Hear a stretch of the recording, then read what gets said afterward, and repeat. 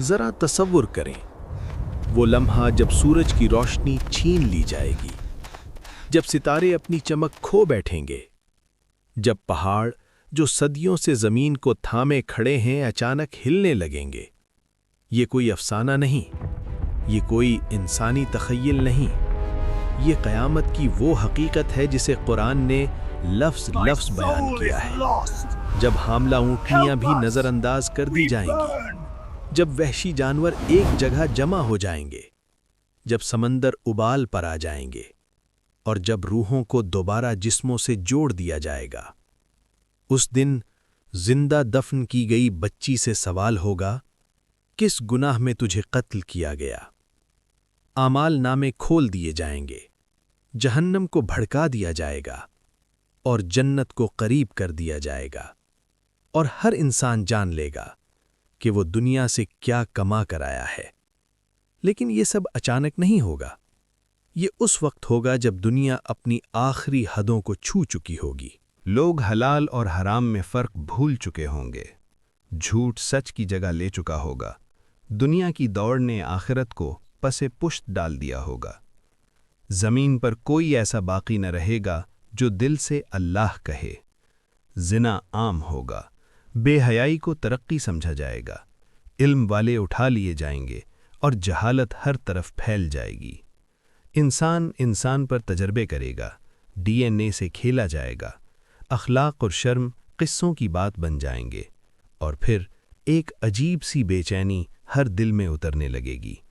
لوگ سمجھ نہیں پائیں گے کہ یہ گھبراہٹ کیوں ہے، لیکن حقیقت یہ ہوگی کہ آسمان میں ایک حکم تیار ہو چکا ہوگا۔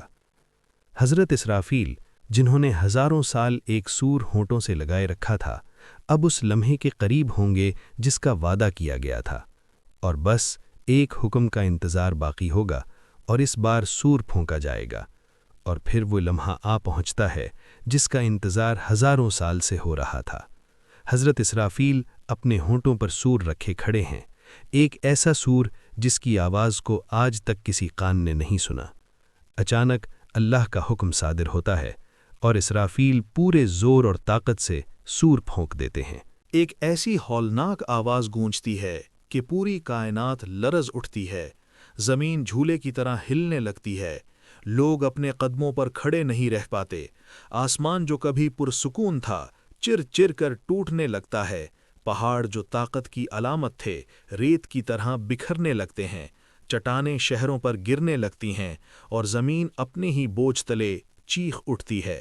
سمندر ابلنے لگتے ہیں، برف پگھل جاتی ہے، پانی بلند ہو کر شہروں کو نگلنے لگتا ہے، زلزلے، سونامی، آگ، ہر طرف تباہی، نہ کوئی پناہ گاہ کام آتی ہے، نہ ٹیکنالوجی، نہ طاقتور فوجیں، نہ دولت، نہ کوئی خفیہ نظام۔ آج صرف اللہ کا حکم چل رہا ہوتا ہے۔ لوگ پاگلوں کی طرح بھاگتے ہیں، کوئی پہاڑوں کی طرف، کوئی سمندر کی طرف، کوئی زیر زمین چھپنے کی کوشش کرتا ہے، مگر کہیں بھی امان نہیں۔ اس دن آدمی اپنے بھائی سے بھاگے گا، اپنی ماں، اپنے باپ، اپنی بیوی اور اپنے بچوں سے بھی۔ ہر زبان پر ایک ہی لفظ ہوگا، نفسی نفسی، بس مجھے بچا لو۔ یہ وہ دن ہوگا جب کوئی کسی کے کام نہ آئے گا۔ ظالم جو زمین پر جنت بنانا چاہتے تھے، آج زمین پر ہی جہنم چکھ رہے ہوں گے۔ یہی وہ دن ہے جس کے بارے میں کہا گیا تھا، جب سور پھونکا جائے گا تو آسمانوں اور زمین میں جو بھی ہے سب خوف سے گر پڑیں گے۔ یہ تھا پہلا سور، لیکن کہانی یہاں ختم نہیں ہوتی، کیونکہ اس کے بعد وہ لمحہ آئے گا جب ساری زندگی ختم ہو جائے گی، حتیٰ کہ فرشتے بھی، اور پھر ایک ایسا منظر ہوگا جسے سن کر روح کانپ جاتی ہے، اور پھر ایک ایسا سناٹا چھا جاتا ہے جس میں نہ آسمان کی آواز ہے، نہ زمین کی سانس۔ ہر ذی روح ختم ہو چکی ہوتی ہے، انسان، جانور، جنات، حتیٰ کہ عظیم فرشتے بھی، صرف اللہ باقی رہ جاتا ہے، اور اللہ فرماتا ہے، آج بادشاہی کس کی ہے؟ کوئی جواب نہیں دیتا، تو اللہ خود فرماتا ہے، واحد و قہار اللہ کی۔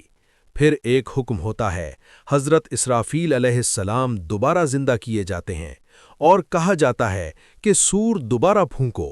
یہ دوسرا سور تباہی نہیں بلکہ زندگی لاتا ہے۔ اچانک قبریں پھٹنے لگتی ہیں، زمین اپنے راز اگل دیتی ہے، ہڈیاں اکٹھی ہونے لگتی ہیں، گوشت چڑھتا ہے، روحیں واپس لوٹ آتی ہیں۔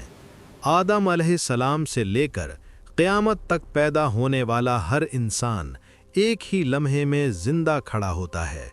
لوگ حیران، ننگے پاؤں، ننگے بدن، سہمے ہوئے کہتے ہیں کہ ہائے افسوس، ہمیں ہماری قبروں سے کس نے اٹھا دیا؟ اور مومن کہتے ہیں یہی وہ وعدہ تھا جو رحمان نے کیا تھا۔ پھر وہ میدان آتا ہے، میدان محشر۔ سورج سروں کے بالکل قریب، پسینہ کسی کے ٹخنوں تک، کسی کے گھٹنوں تک اور کسی کے منہ تک پہنچ جاتا ہے۔ یہی وہ وعدہ تھا جو رحمان نے کیا تھا۔ پھر وہ میدان آتا ہے، میدان محشر۔ سورج سروں کے بالکل قریب، پسینہ کسی کے ٹخنوں تک، کسی کے گھٹنوں تک اور کسی کے منہ تک پہنچ جاتا ہے۔ حساب شروع ہونے والا ہوتا ہے، لیکن انتظار 50,000 سال کا۔ کچھ لوگوں کے لیے یہ وقت فجر کی 2 رکعتوں جتنا ہوگا اور کچھ کے لیے ناقابل برداشت عذاب۔ پھر اعمال نامے اڑتے ہیں، کسی کے دائیں ہاتھ میں وہ خوشی سے چلا اٹھتا ہے، لو میرا نامہ اعمال پڑھو، اور کسی کے بائیں ہاتھ میں یا پیٹھ کے پیچھے وہ چیخ اٹھتا ہے، کاش مجھے میرا نامہ اعمال ملا ہی نہ ہوتا۔ پھر پلے صراط بچھائی جاتی ہے، بال سے باریک، تلوار سے زیادہ تیز۔ کچھ لوگ بجلی کی طرح گزر جاتے ہیں، کچھ گھسٹتے ہیں اور کچھ جہنم میں گر جاتے ہیں۔ اور آخر کار فیصلہ سنا دیا جاتا ہے، یا تو ہمیشہ کی جنت یا ہمیشہ کی جہنم۔ یہ کوئی کہانی نہیں، یہ حقیقت ہے۔ یہ وہ دن ہے جس کے لیے ہم آج جی رہے ہیں۔ اگر یہ الفاظ آپ کے دل تک پہنچے ہیں تو اس ویڈیو کو آگے ضرور شیئر کریں، شاید کسی کی آنکھ کھل جائے۔ چینل کو سبسکرائب کریں، کیونکہ یہ صرف ویڈیوز نہیں، یہ آخرت کی یاد دہانی ہے۔ اللہ ہمیں اس دن کی رسوائی سے بچائے اور جنت الفردوس عطا فرمائے۔ آمین۔